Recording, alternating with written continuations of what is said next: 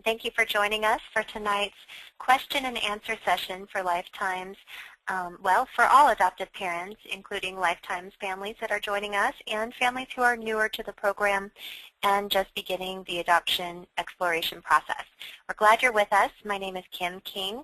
Co-hosting is Libby Murray, and we're here to answer the questions that are on your minds. Just to take care of a little housekeeping, if you have questions that pertain more specifically to your circumstances, feel free to call us. The number is 1-800-923-6784.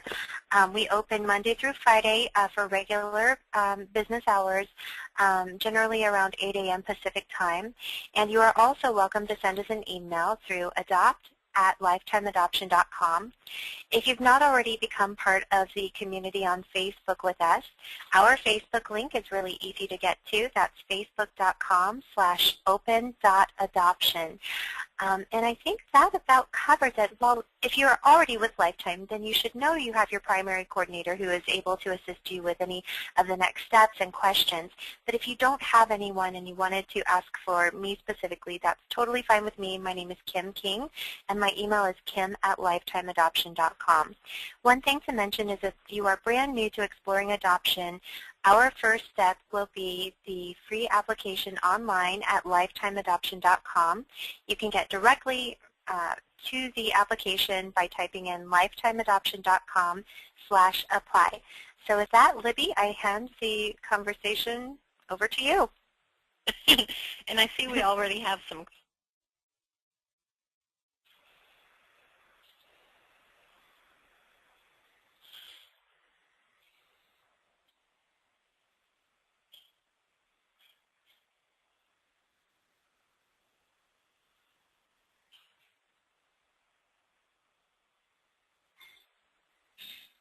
I can't hear Libby, but it appears you guys can hear me. Oh, there you are. Wow, we are batting 1,000 tonight. Thank you guys for bearing with us. I thought maybe I hit my mute button. Somebody hit my mute button, and it wasn't me, but I'm glad I'm back. It was probably me. Our wires are crossed. It thinks I'm you or something. Anyway. That might be true. Yeah. Well, so you all will just get a little entertainment tonight as we figure out the controls. Because we like to think we're had these webinars, but I guess it's always good to remember that there's always something to keep track of. Mm-hmm. So can all of you hear me now in the audience? Okay, yes. great. Thank you. Yes, we can hear you. Thank you for your participation. So what I was actually saying was just that, Kim, you and I have talked about how these adoption Q&As are often some of our favorite webinars because they're laid back, and really it's about what the people who are showing up want to hear tonight. So it's fun for us because a lot of times we can guess what kind of questions you're going to ask, but the way that you ask them, or sometimes even when we know we've already been in contact with you and then you bring it up, helps us learn more about you, more about what other adoptive parents might need to know. And then what we love especially too is seeing the comments and the questions that come in addition to the initial prompted topic, the experience from all of you in the audience. So I really want to encourage you to type questions and share your comments tonight, and we will do everything that we can to try and answer as many as we can in this hour, but also try and type with you one-on-one if we think that it's more appropriate to answer your questions behind the scenes. So I just want to thank all of you for being here, and we do have a few questions to start us off tonight. So I wanted to start with this question, Kim, because we don't often get asked home study questions in this way, and I'm assuming, thank you, Valerie, for submitting this. I'm assuming that this is related to an adoption home study and what to expect, and this is a great question because I'm also excited about a webinar we have coming in a few weeks where we will welcome a home study professional who's actually part of our Florida office here at Lifetime that will answer all of your questions about what to expect with home studies before, during, and after your adoption. So we want to address this tonight, but I'm also excited to have a webinar focused just on home studies because it is something that is vitally important to every adoption, and we get a lot of questions about it. But once you get the questions out and you get the answers, you usually realize, okay, this isn't as big of a deal as I thought it was going to be. So it'll be good to give you peace of mind, but also motivation to keep taking the appropriate steps. So this question says, are there any unexpected home visits? And I'm just going to add to that, any unexpected home visits with the home study provider. So Kim, in your experience with families before or after the adoption, how would you answer this question?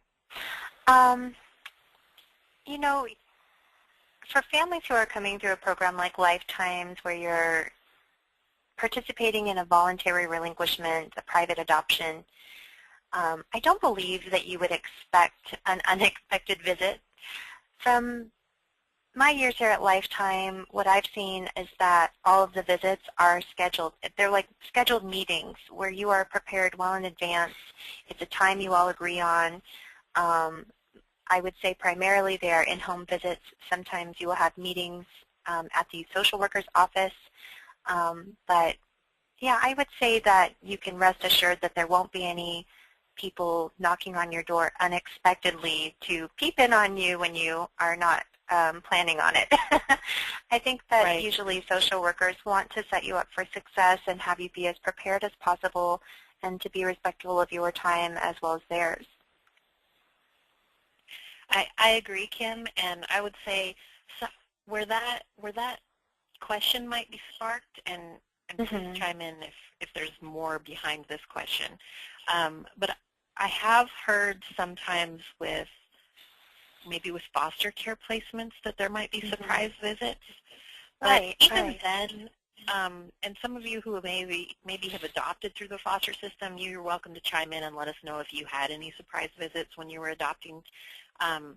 But when it comes to private adoption, you know, usually the circumstances are a lot more stable and predictable, and so the social workers involved in completing your home study, I would say it's probably not a necessity to them to just show up unannounced, because they also recognize you have a schedule. You know, if they show up and you're either leaving to go to work or out of town or just away for the day, they're not going to expect you to stop your lives. So they're going to schedule ahead of time to do not only the initial visits, because most home studies will require that you have, I've heard usually an average of 2 visits, but some states require 3, some may require less or more than 3, but usually you'll have 2 or 3 visits, I've heard, from the social worker to complete your home study before you adopt, just to get you ready.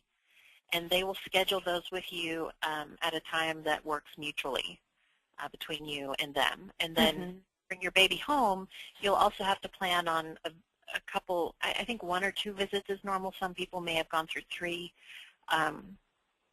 So again, they know that you have a new baby, and they're not gonna expect you to just be ready anytime. So I think this could also be followed up with the question that we often get, which I know if I were nervous about spontaneous visits, it would be because I like to pick up my house before company comes over, or get the dishes out of the sink, or just, you know, make sure that the last one to use the bathroom wiped the counters down or something like that. So don't be paranoid about a white glove test, as Marty sometimes likes to say. You know, your home study is not about, if any of you have a very uptight or rigid mother-in-law who comes in and just kind of pokes around like, I can't believe you live in this house this way, your home study provider is not going to be like that. They're really more about you as a people, and yes, they're going to be looking at your living environment, but they're not coming in and thinking, how long has it been since, you know, you gave the dog a bath or trimmed their nails, or since you disinfected the refrigerator. You know, they're not eagle-eyeing your cleanliness unless it's just some obvious safety hazard. They're coming in to follow up, and after the adoption, they're also there as a support to you. So if there's questions that you have, like now that you have a relationship started with your child's birth mom, you might have more questions than you even knew to ask before you adopted when you were getting that home study done. So think of them as your advocate because they're really there for you and to help you. Mm-hmm. So that was that's good. Let's see. Did we get anyone chiming in on the? Oh, let's see. So we did have someone say with foster care they did have surprise visits. I would be curious on that too. What would happen when you weren't able to drop everything for a surprise visit? And those are things too that if you're thinking about any type of adoption is going to require a home study, you can ask them that. Hey, do you do surprise visits? What happens if I'm simply unable to accommodate your visit at the time that you show up? And just get a feel for that. Because I would say also every state can be a little different too. So some of you might be thinking, no, it never happened to me, and then there might be others on the call thinking, that happened to me twice. So you can ask your home study provider too and say, what should we expect? And then how do we handle that when it happens if we need to rearrange or reschedule or juggle things? Mm-hmm.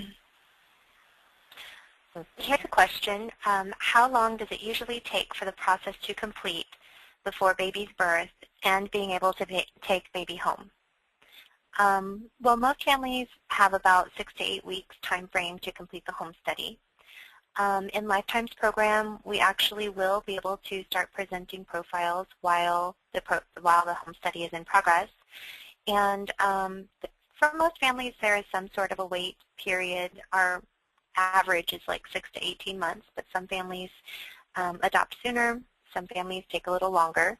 And once you're matched, in Lifetime's program, I would say birth moms are at least halfway through the pregnancy, as early as maybe 16 weeks for some birth moms, but generally closer to halfway into the pregnancy. So that would be pretty much the longest you'd wait before the birth.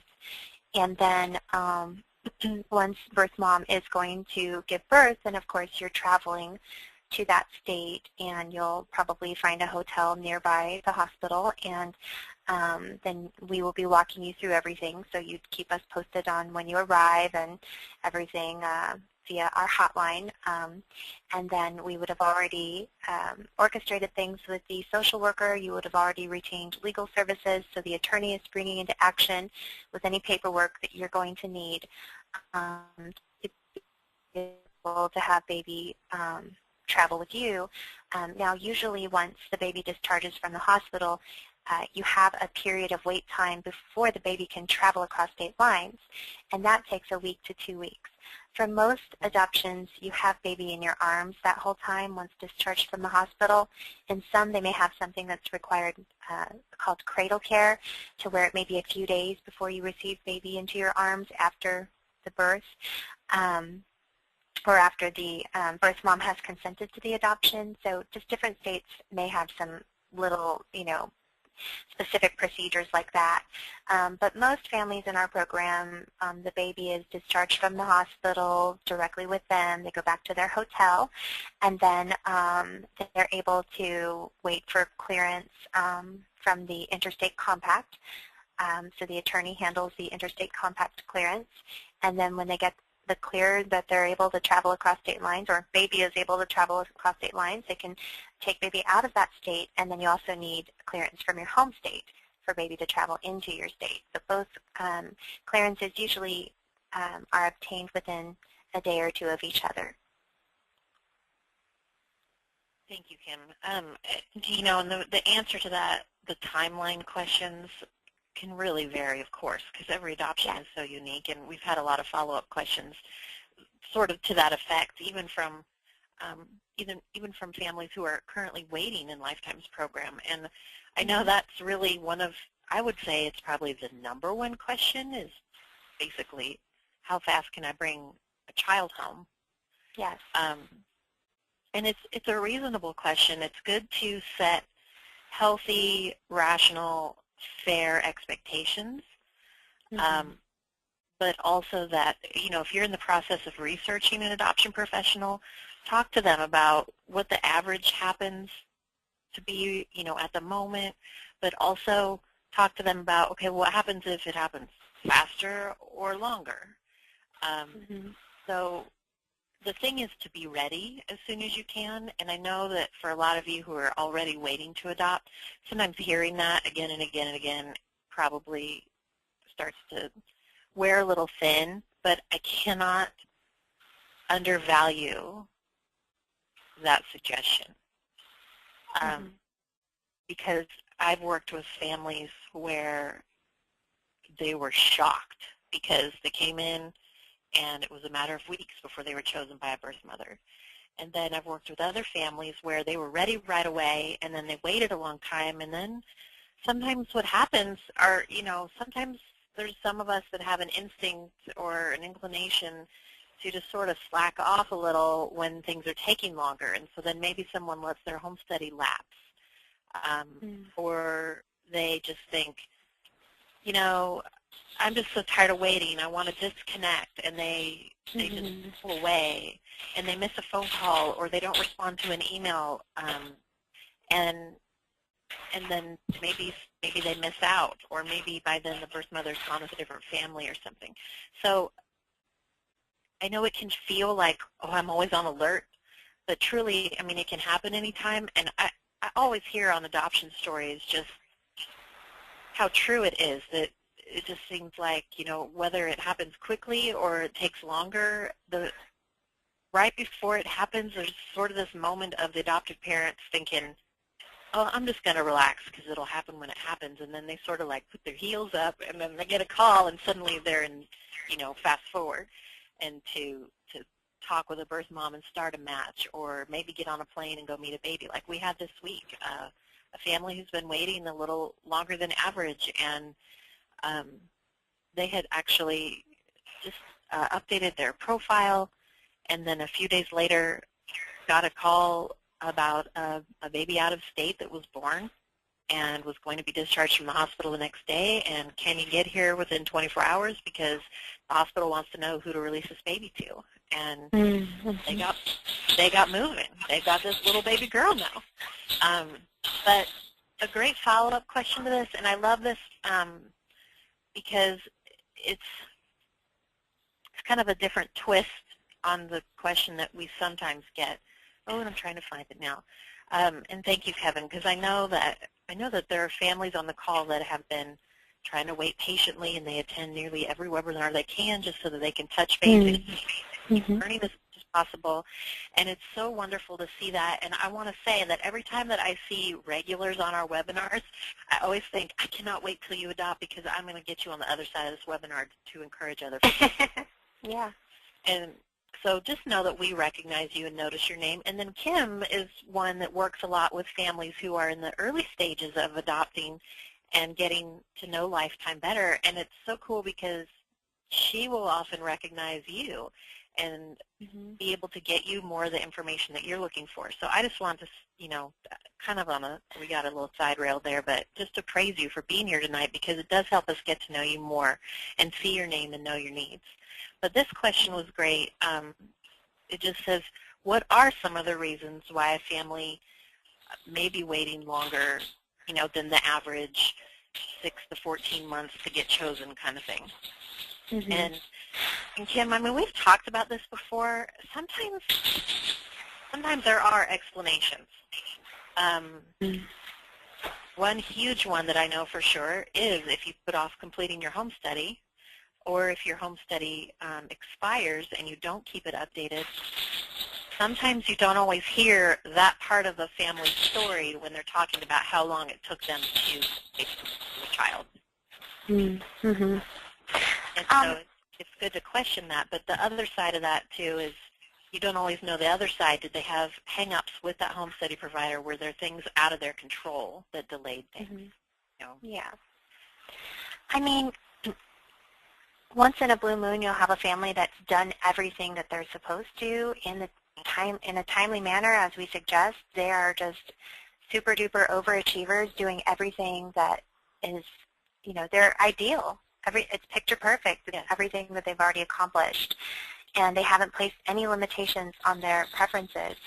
So really the only explanation to me is the Lord's timing, and that birth mom that's right for them and that baby He has for them, she's just not there yet. And we know that when families continue to follow the program, that they have success. And so, it's just a matter of sticking with it. And I know that's easier said than done. But, for the families that are having a little bit of a longer wait, this is why we have these webinars, and it's why we have the exclusive webinars just for our lifetime families, and why we have the Facebook community, and why we have the open door policy is because we want you to know that we are actively pursuing your adoption and to continue to give you tips on how to maintain your adoption readiness, even though it seems like, well, when is this ever going to happen? Most families adopt in less than 2 years. For the families who are waiting longer, I don't want to add insult to injury, but that is the reality.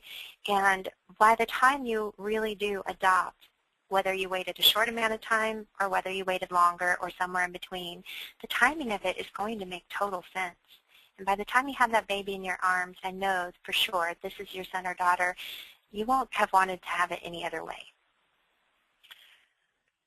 That's true, and I know that's true because we hear that time and time again from families that whether they adopt within 6 months or 2 years, that they're holding their child and they couldn't imagine it going differently. But when you're on the front end heading towards that child, I know, I've encouraged a couple families this week. I know that it's hard. We all know it's hard. There are actually some people on staff at Lifetime, some of your Lifetime team has either gone through infertility or adopted or known people who have, or maybe had their own experiences with miscarriage or hardship with their children or parenthood seasons. And so there's so much compassion that circles around because of the comfort and the knowledge and experience we've gained through a lot of our own experiences outside of our work. It's always amazing to see how God has brought us together as a team that seems to be able to identify with this. And so I know that one of the most difficult things for families, whether you are already waiting or you're about to begin adoption, is people often talk about, oh, the wait.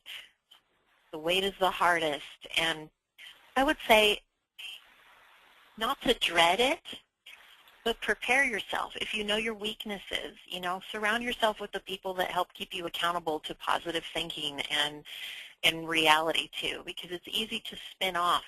Even if I've dealt with families, Kim, that have only been waiting a few weeks, and they sometimes make the same comments as families who have been waiting, say, 18 months. So I know that no matter how long you've been waiting, you've already had a long journey before you got to us, and that when you want to add a child to your life, it couldn't be soon enough, because all of you can probably identify. We know people in our lives that just seems like they add children to their family without even thinking. And then here are a collection of families, all of you joining us tonight, who are thinking about it so much that you're actually attending webinars, reading books, asking questions, joining community groups, getting support, that it's right there, and you are preparing so much. And we recognize that. And I wish there was more that we could say that words would make sense. But like Kim said, it's the hindsight. And I just want to say, as someone who's gone through, Kim and you and I we could both say this, someone who's gone through loss and gone through grief, that finding forgiveness and healing and moving forward and reaching something that is beautiful and blessing doesn't always take away your memories of the loss or the disappointments or the difficulties that happen. It doesn't always replace it or make up for it, but you just see, you finally get to a place of peace where you realize, I wouldn't have this child if I hadn't gone through that. And a perspective comes over you. You can look forward to. I've never ever, even our most, I would say, I hate to say this, but even the families who have just had the most difficult time with the wait, and even sometimes been maybe a little harsh or rude or difficult to encourage or get information from. Once they adopt, I've never even heard those families complain about it. Mm-hmm. So just know that there will be perspective on the other side. But going back to the initial question, what are some of those reasons? Like Kim said, sometimes it can't be explained because it really is about a birth mother's choice. And I know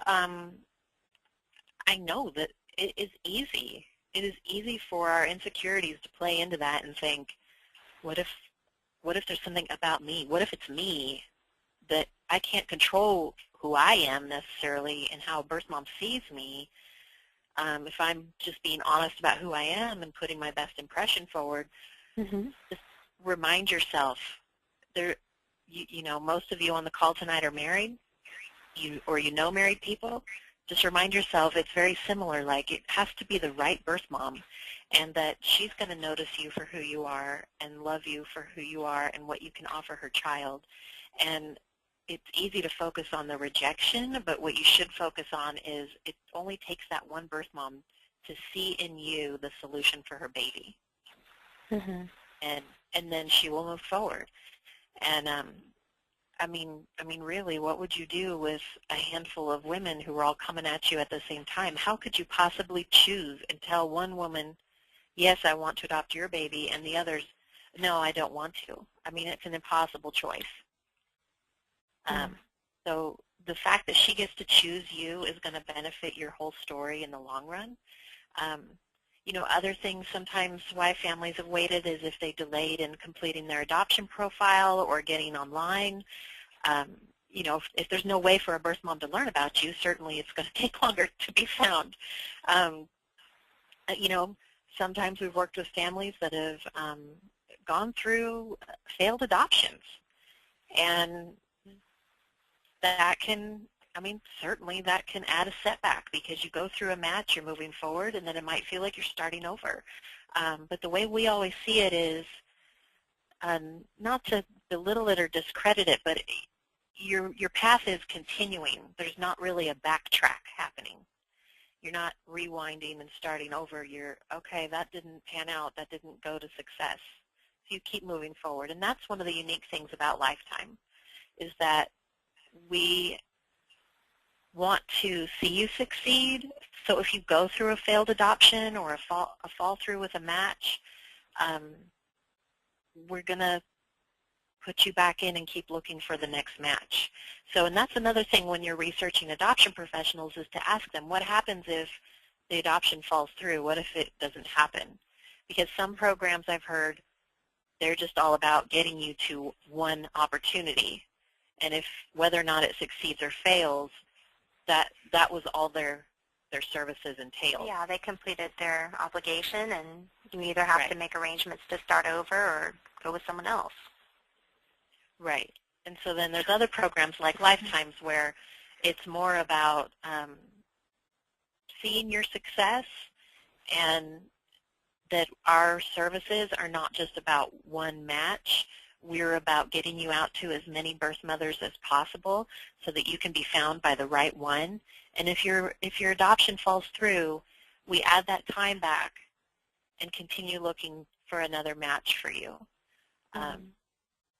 So, you know, again, all these answers can kind of vary because everyone's circumstances are a little different. I wanted to pipe in. I don't think you had mentioned this one. Correct me if I'm wrong, but sometimes families start out with certain preferences, and then after coming into the program and after we're all in agreement that, yeah, we're the best fit for you and we see adoptions that you're looking for all the time and you have characteristics birth moms are asking for, and with these preferences, you know, we have a confidence.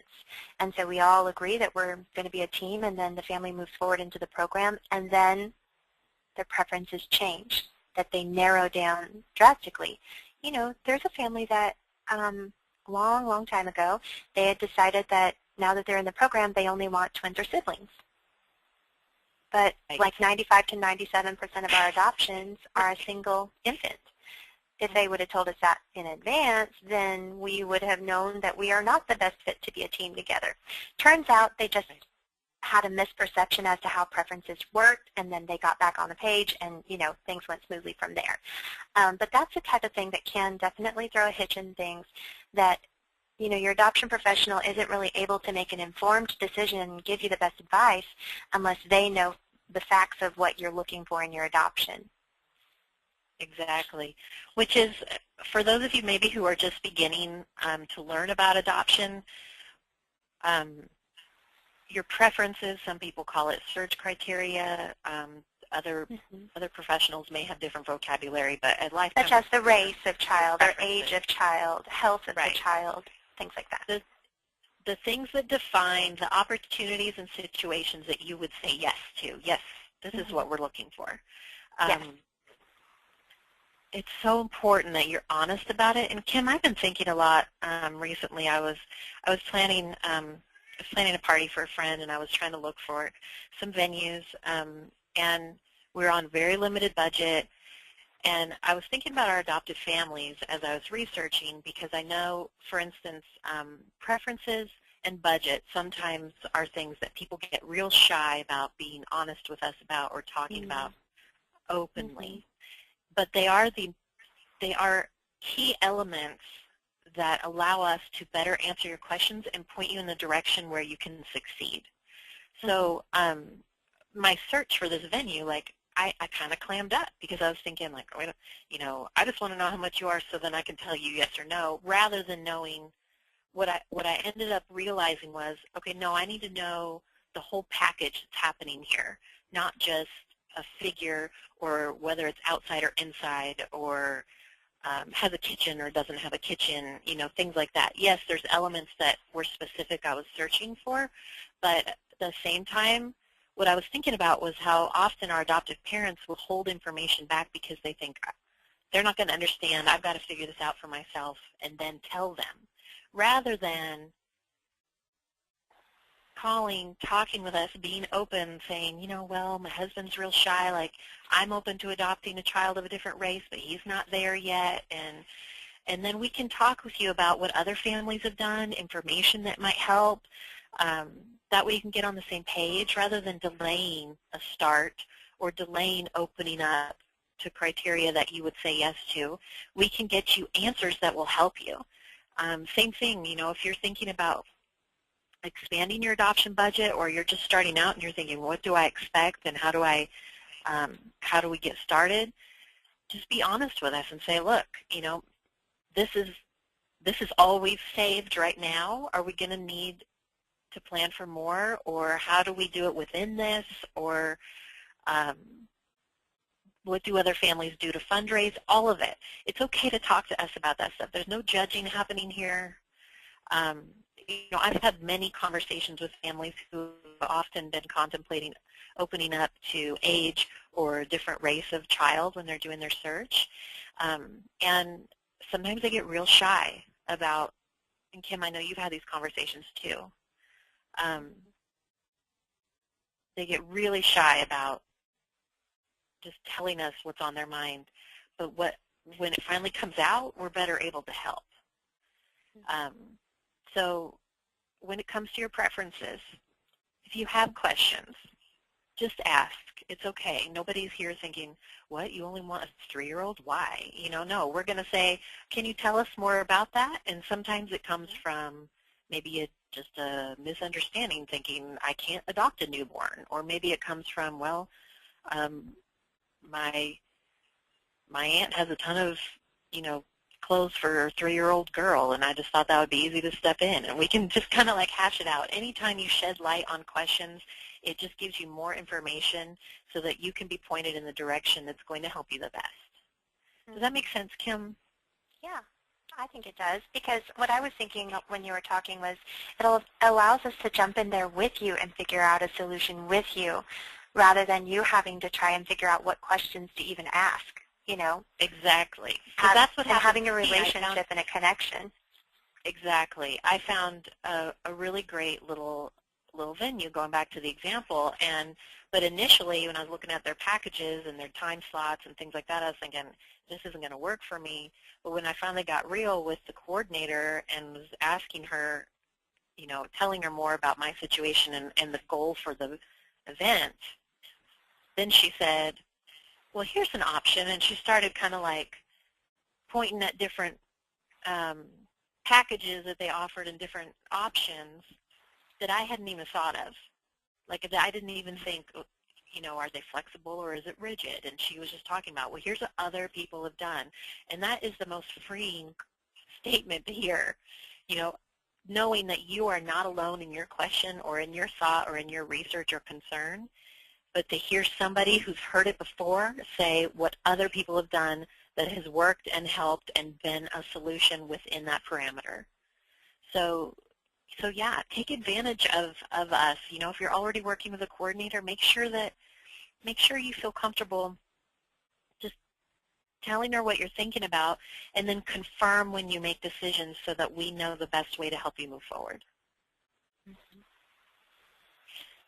There was a question, I think it's sort of almost like an open adoption question, sort of, but it says, our fear is that we'll adopt, and then many, many years later, she's like 15, 18, 21 years later, our child will want to leave us for the birth mom.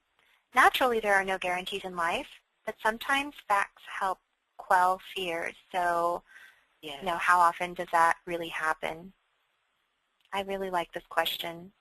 I think do we'll be able to help you feel better about it.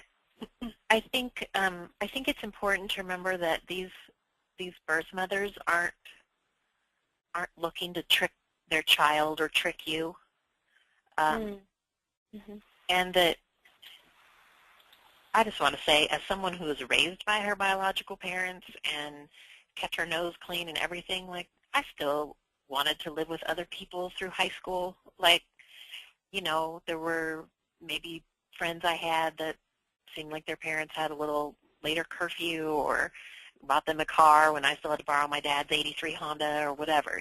Like, there's always a greener grass. And certainly through adolescence, it's easy to notice that more. But the reality was, there was no way my parents, because everything was relatively stable, there's no way my parents were going to say, oh, well, sure, we'll arrange for you to go live with your best friend. They were my parents. They towed the line. They set the expectations. And so sometimes people worry when there's an open adoption and you have maybe a lot of contact and your child knows his or her birth mom, maybe even you've all had visits together throughout his life, that birth mother, the relationship you form, you'll probably be surprised, because let's say worst case scenario in your head happens and your son comes to you at 16 and says, I'm going to go live with birth mother Sheila. Your first response is not just going to be to break down in tears and fear. You're going to be the parent. You're going to say, where's this coming from, and why do you think you get to just live with whoever you think you can? And talk to them about where they're coming from, what is their goal, what's their objective, what is this plan they've cooked up, and then most likely you probably would have already heard, if that it was happening, chances are good that his birth mother may have even called you and said, hey, he just sent me this message on Facebook, and I don't know where he's coming from on this, but, like, I don't want him thinking that, he can just toggle around wherever's comfortable and fun. And so, in a sense, many open adoptions these days, the birth mother sees you as the authority. I would say most open adoptions, unless there's interfamily adoptions, sometimes get a little squidgy. But in a private adoption like we see, these birth mothers would probably be shocked if their child at adolescence or older wanted to come stay with them. Now, if your child is a grown adult, let's say they were in college and they thought, I have an opportunity and a little bit of money, I'm gonna travel out to Iowa and spend 2 weeks getting to know her better. If your son's 22, you probably by that time might actually be in a place of encouraging that, because he's just embracing a part of him. But it doesn't threaten you as the parent. And in those cases, when I've heard that happening, it's actually been something the adoptive parents have usually told me that had happened, and then said, we're actually excited for him to spend this time with her because they never really got to talk before, and I know he has a lot of questions about his birth family history, and she's going to show him around the town he was born in and stuff. But it's hard to predict that, and I hope that saying these things, Kim, I hope that this isn't overwhelming some of these people, because it's easy to think about babies and how easy it is to, you know, bring a baby home or a toddler home, but eventually they grow up and they're going to have questions about their adoption, and open adoption allows all of you to have a conversation about it that doesn't have to be like the old days, which feels sticky and uncomfortable and secret. You're probably not going to be surprised if your child wants to spend some one-on-one time as an adult with his or her birth mom. On the flip side, I always love referring to some of the families also that have grown children who've said, I like knowing that she's out there. I love that you guys have kept in touch and that the availability is there, but I don't need that. I don't need a stronger personal connection with her. So not all children have the same needs. Just like when you raise a child biologically, if you have, you know, brothers and sisters in the home, some of them are going to want to know mom and dad in one way, and the others might not keep a close relationship. So sometimes it's a little hard to predict, but it's not usually something that we see threatening the family or the home. Mm-hmm. Yeah, I agree. And, you know, in adolescence, there are times that come up for most parents to where there's a little bit of rebellion in the child, and some people just have that adoption card to be able to play, and others play the aunt card or whatever. And, Right. But, you know, the grandma the card. other thing I think that sometimes parents fear is that there's some sort of mystical existing bond between that child and birth mom that is going to be so much stronger than the bond you could ever create with them, even though you're there 24/7 as mom and dad. That's just not reality. You know, the birth mom, while she is out there and wanting to make sure you have access to the best information for your child and wants to know that, you know, the child was placed because she loved them so much, it's not because she didn't care about them or they weren't wanted or anything like that. She's not going to have an active parenting role or any type of parenting role other than just being out there and supportive in your parenting. So you guys are basically the stars of the show in your child's life, and there's not really a way that a birth mom's going to have that kind of bond to where the child suddenly becomes of age to where they can voice their opinions and finally reveals they'd rather live with their birth mom. As far as statistics on that happening, I don't think we really see that, especially in our program. Maybe with foster adoptions, that might be a little more of a special I think because case. When you talk openly with your child about their adoption story, and you know, I'm not a counselor, and so most of my knowledge is going off of other information I've read, but primarily also just over our years of lifetime and getting the updates and hearing also from birth moms who have an open adoption going on actively. It's much less complicated than the situations that we're describing. Yeah. And it becomes, like any other relationship that moves along, something that you communicate about. So, you know, it's normal for a child to question their identity and question where they came from, whether that was a biological family and maybe there's deep, dark secrets with, you know, grandpa and whether or not he ran out on the family, or if there's alcoholism. A lot of families struggle these days to be honest about that with the next generation. Eating issues, maybe criminal history in a previous generation. Like, there's always something that maybe people hint around about. Like, I had an aunt that passed away when she was in her 20s, and nobody in my family, I never knew her. Nobody in my family will ever tell me like her story.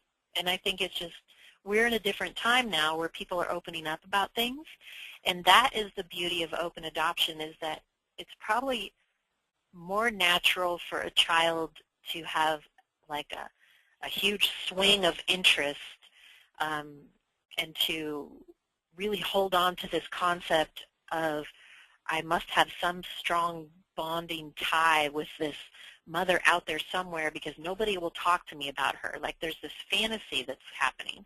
But when you can actually talk to your child honestly and say, yeah, we know her, we met her, we actually hear from her time to time or send her updates, you know, that throughout the child's life you're just being honest as age appropriate, and making basically an atmosphere where your child knows they can talk to you about their questions and that you're going to be open to it and not be scared.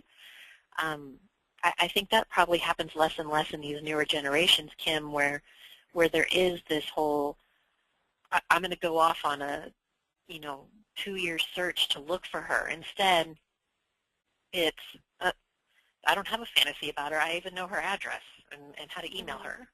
Yeah, there's no searching involved because we've been keeping in touch all along. Right. And even one of if you have an adoption, I just wanted to add, because I know we have families on the call who have adoptions that started out as open and maybe now the birth mother has drifted away, and you have a school-age child, you might sometimes, those families actually write to us and say, what do I do because I haven't heard from her in so long, and I always wanted to be able to have those answers or those questions, and I thought we were, but she's kind of drifted off. I always say, it's okay to tell your child the truth and just say, we love her. We don't know what's going on in her life right now or that makes her unable to be in touch, but we're available to her when she's ready. And you start teaching that child just about how people are different and they go through things, and you can't always understand someone's story until they tell you exactly what's going on, and to just let them know we care about her because she's precious to how our family came together, and just whatever's in your heart. You'll know, because every adoption is so different. You might even know, well, actually we heard that she got into some trouble and she's, she doesn't have a phone right now or something, if you have the information. And if you don't, then you just say, son, I think about her too. I keep wondering how she's doing, and I hope she gets back in touch with us. That you can just leave it there. You don't always have to have a definitive answer for everything your child asks. Yes. And with open adoption, part of it is the parenting decision to have always shared about adoption from birth, which is it's kind of hard to imagine having a conversation about adoption with a newborn, but basically you don't. It's just a fact that's always known. It's not avoided. It's not kept secret. When the topic of how the baby came to your family comes up, then the natural answers are part of the conversation.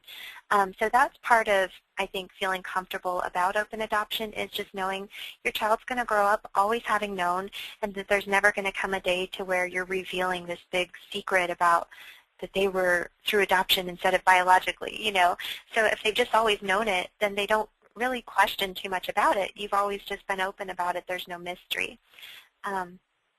And here's a question that says, how do you avoid an open adoption becoming co-parenting? And I think from the start it's good to have healthy parameters, because open adoption has benefits for everybody if it's handled in an appropriate manner. So usually it starts out with having some sort of contact during the adoption planning. So to where you'd have phone calls, maybe you text each other every now and then to see how she's feeling, if she has questions for you, just logistic conversations about planning for your travel and the impending birth, words of comfort as to, how much you appreciate her and how highly you think of her and things like that. And then you go through this, time in your life, which is just, one of the most important times of your life, where you receive your child into your arms, and she's the person who really is the determining factor in that happening specifically for you, specifically with this child.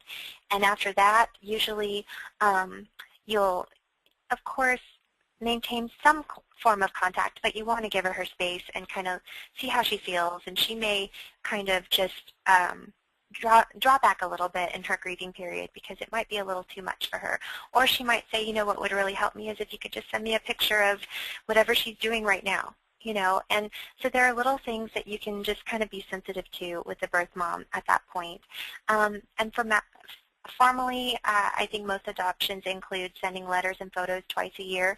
Might be quarterly for the first couple of years and then go to twice a year. So that would be an agreement that was already arranged, when you matched. And then visits, I think, are for families who are new to adoption planning and maybe new to Lifetime. Visits can sometimes be a huge question mark, like, well, how does that work and how often is that? What does it involve? Visits could be as simple as meeting for lunch in a public place. It's maybe once or twice a year at the most, and it's only as long as everything's healthy. So it's not like some extended weekend. Unless you naturally have that relationship, then great, that's wonderful for you guys, But not everyone has that, and so making a plan to meet in a public place, to have lunch or participate in a family activity together, it's as simple as that. That could be the visit. So it's not visitation.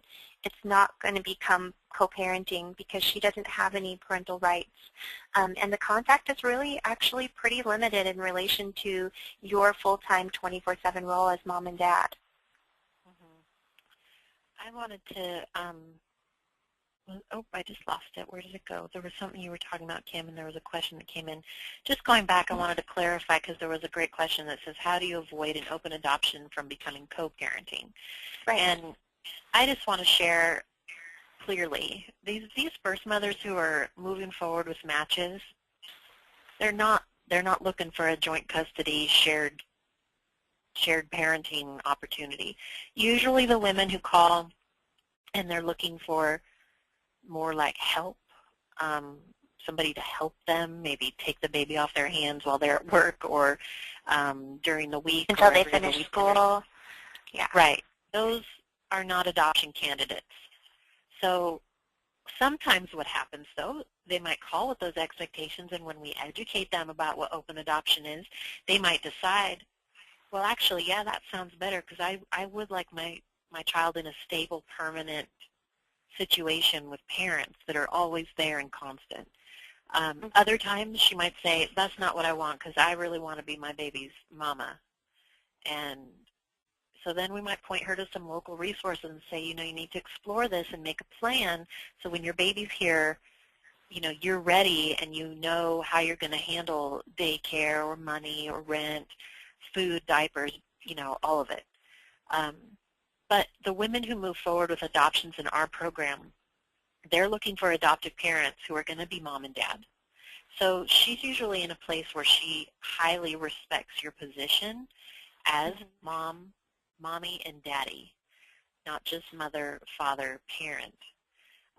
And so then another question here was, I think it's important to make sure a child understands the difference in the roles between birth mother, adoptive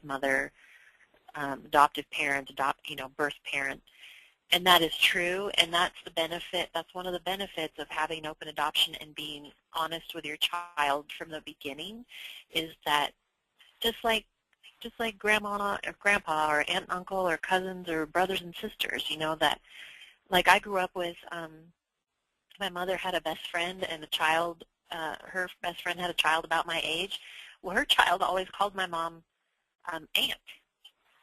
And I remember being a little kid and saying, Mom, is she my aunt? And my mom said, well, no, we're not, technically that's not aunt, and just explained the difference, but that was just a nickname that child had for my mom. I didn't refer to her parents as aunt and uncle. So it was about just being honest and clear when the child had questions, and those questions may come up, like, well, tell me again, I came out of Shelly's tummy? Yeah. And usually I've heard from other adoptive parents, and you can go to adoptionteleconference.com. You'll probably hear this on a handful of the webinars when they talk about their, how they talk about adoption with their children. But a lot of adoptive parents say, it's really not that big of a deal to my child. They asked questions, I answered it, and then they picked up their baseball and went outside. Like, they're not sitting there spinning around and around, but wait a minute, what does that mean? They know what it does is it sets a tone. They know they can come back to you, and you're not afraid to answer them. And honestly, I think that sets the tone for every other major issue in parenting. You know, they're going to have questions about how to pick the right friends, or you know, homework ethics, or sportsmanship. You know, all of these important things that are building character in their lives. That you're going to set a tone as a parent that I'm here to answer questions, and I may not always know the answers, but I'm not going to get mad if you ask me, and I'll do everything I can to get you the answers and information you're looking for, son. Mm-hmm. You know, so don't be afraid of what's coming. There's a lot of books, too, a lot of children's books also that make the adoption conversation easier as that child grows up, that you can just read stories about adoptions, and it paints this picture out, and then you can see, well, that's like you know, that's how you came to us. So don't feel like you have to know everything tonight, because every child is different, every birth mother is different, and your story is going to be unique. And once your story happens, it'll probably be easier for you to imagine how you're going to include that story as part of your child's upbringing. And just some practical advice as well. And Libby, you'll probably laugh because I'm always harping on this, but positive adoption language, right? So, you know, learning positive adoption language for yourself and making positive adoption language a habit, such as we call birth moms birth mom or by her actual name, but we don't call her your real mommy. That's not, no, that would be very confusing, right? So we just call her by the term birth mom or by her name, maybe throw a miss in front of it and call it a day. But something as simple as that can really help the child have a better understanding of what adoption is and isn't, and not have fears that their real so-and-so is going to come get them, you know, and that you're the temporary caregivers, because you're not. Right. And you can talk about that with your child's birth mom. A lot of times they'll actually ask us, well, you know, I don't want my child to call me by my first name. You know, I'd like them maybe she'll come up with some cute nickname like Rah Rah or something like that. You know, that that just refers to her in an endearing way, but as a different role. And your child might come up with their own name, or you'll find the right answer for your family. Yes. Absolutely. And that part of it, how to refer to the birth mom, is very unique. And sometimes, like you said, Libby, it just comes out when the child is learning to talk. You know, when they're saying, or when they're pronouncing the birth mom's name, it'll just kind of morph into a nickname that you have for the birth mom that's more of an endearing term.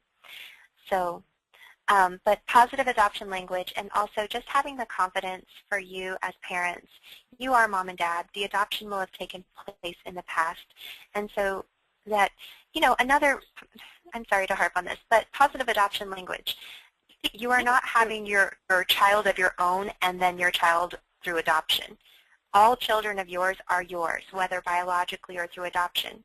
So, but I can understand how it could be really alienating if when they hear their parents talk about their story of their adoption, that they say, well, we had tried to have kids of our own. Right. But then it didn't work out, so we adopted. You know, that's, well, we tried to have biological children. We tried to get pregnant, and it didn't happen, and so we were blessed to adopt, you know. And I know most of you on the call are probably shaking your heads because maybe now that you've decided to adopt, you still have relatives in your lives that are saying, what, you're not going to keep trying to have one of your own? And it's an education opportunity to say, I know what you're trying to say. We are done trying to get pregnant. That's a good way of putting it, Libby. I love that. We are going to adopt a child of our own. Yes. So it's okay. Don't be rude. Don't be harsh. You don't have to smack in the face with a list of proper language. Just use it, feed it back in a way that also, when you say things like that, it reassures your soul and your heart and your mind that this child is going to be yours. So any insecurity that you have between, will I love a child that I adopt as much as if I gave birth? Or will people see that child as mine? Or will they always be talking about, well, yeah, but you adopted? No, all of those are insecurities that rarely, if ever, pan out these days. And a lot of it comes down to the words that you say to yourself as well. So if in your head you're the one that keeps saying, are we ready to stop trying to have a child of our own? Maybe you need to readdress that internally too. Because then that is also going to help you focus on what's right for your family. So if you're on the call tonight and you're thinking, yeah, I'm not done trying to get pregnant. Like, I really want to try that. That's okay. It is okay. But put yourself in a frame of mind to know that every step you're taking is leading to a child of your own.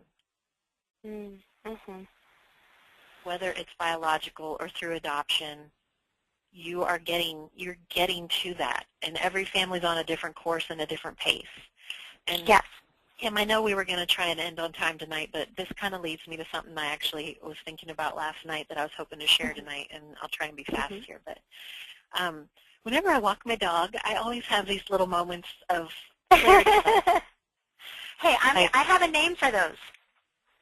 Pippin Epiphanies. Yes, because my dog. Our dog's name is Pippin. So. Yes, but it's just so true because, you know, especially as we walk in faith, and we think about following God towards our child, and we think about trusting Him with our future. Often when I'm on a walk, my dog is a leash dog, because if I let her off the leash, she will run and not remember how she got there.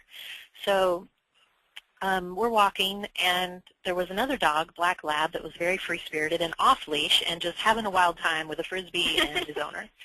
And my dog kept, she was still keeping pace with me, but she kept looking over her shoulder and, like, pulling at the leash and trying to kind of, like, but I want to see that. I want to watch that. I want, like, that dog's having fun. I mean, I know she's an animal, but this is how it panned out in my head. And I'm going, come with me, focus. So you get, like, focus, look where you're going, because she also kept bumping into me every time she tried to walk perpendicular to the path. So I'm walking, and I felt a whisper in my head that said, don't you think you do that? And it's so true, because, you know, how often do we hear about other people getting pregnant or adopting, and we think, we are perpendicular to the path because we are just looking at them. We are looking at them doing their thing. And meanwhile, with the words that came to me, because I was thinking about my dog, I'm like, all day you've wanted to go on this walk. We are doing what you want to do. Like, you're getting what you want.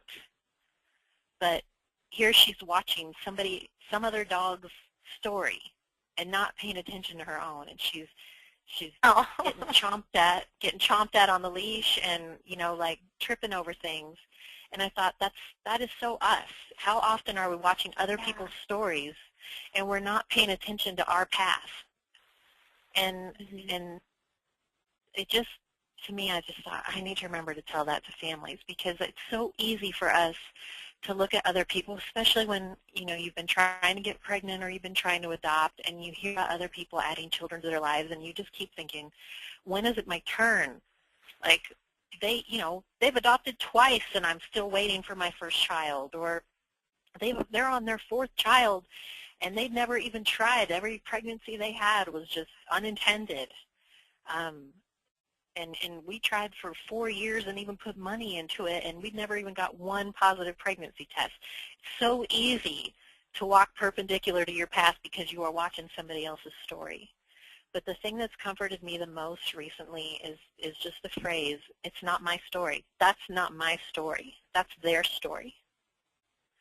So if any of you are on the call tonight and you're in that zone because you're thinking, like, yeah, well, I'm still researching adoption, but I've just been so discouraged lately because I feel like babies are popping left and right. Either they're being born or they're being announced in pregnancy, and I'm tired of looking at Facebook or at adoption websites because it's not happening to me. And if that's you, it's okay to take a break from those announcements, but get back on your path. Look at your own path. Because the story that you're panning out right now is something that other people are also going to watch too. And then you're going to be able to encourage them, okay, yeah, like, but I stayed on my path, so you stay on your path and you'll get where I'm going too. Because the path you're taking tonight is getting you where you want to go. So just when you watch other people's paths and stories and them playing around and doing other things differently than you are, you just have to remind yourself, that's not my life, that's not my story, that's their story. So even though it might sting a little or hurt or just remind you of your longing, just keep reminding yourself that that's their story. Like, my story's still in progress too. Just because I'm watching somebody else get what I want to be celebrating doesn't mean it's not going to happen for me. It just means it hasn't happened for me yet. So just tell yourself, that's not my story. While you're talking, I'm looking at our little graphic that you created here for this webinar, and it has this a mom and a dad and a little tiny little guy. I'm assuming a boy in the blue outfit. But, yeah. You know, look at this family. Do you think they would have had it any differently? You know, it's perfect. You can tell. They're so joyful. It's perfect. And they stuck to their path, like Libby's saying, and I just think that's such a good analogy. And watching or staring at this gorgeous family, you know, while you're talking, it's just, I'm feeling like it's really encouraging, and I'm hoping that those who are hanging in there to the end of the webinar are finding that this is encouraging as well. And just know that we're with you, and we're here to help you and to be a support and an encouragement to you. So attending these webinars, it's totally worth it. It's going to pay off when you get to that day and your mind, spirit, physically ready for that adoption to take place. You know, I just think it's a great thing that you're here with us tonight, and we really appreciate it. And I want to thank all of you who had questions. I'm going to hang around a little bit and try and answer some questions if I can, or point you to the coordinator that I think might be able to better answer your question maybe tomorrow or next week. But just please remember that we are available for questions one-on-one too. So if you have a coordinator at Lifetime, remember she's available to you. Don't feel like it's a, you know, we'll call you situation. You know, if you have a question, especially if it affects your adoption readiness or your what we're searching for you, reach out to your coordinator and connect. But if you're on the front end and you're just starting to research Lifetime, or maybe you're getting ready to start the program, contact the coordinator who's been helping you, or just reach out to our office because we can get you to the right person. So you can always call our office, 1-800-923-6784. You can always email adopt@lifetimeadoption.com, or Kim generously offered herself up to get you to the right place. You can always write to Kim at lifetimeadoption.com. And if you're wondering tonight about the first step to working with Lifetime is to apply, because it helps us learn more about you and what you're looking for, but also if we feel that we will be able to help you succeed. And you can apply free at lifetimeadoption.com/apply. And then for those of you on the call who are currently working with Lifetime, you have a webinar coming up next week on Monday. And then for those of you who aren't yet working with Lifetime, but also for Lifetime families, we have, I'm very excited about a webinar coming up on the 12th, where we're going to welcome two of our most popular webinar guests,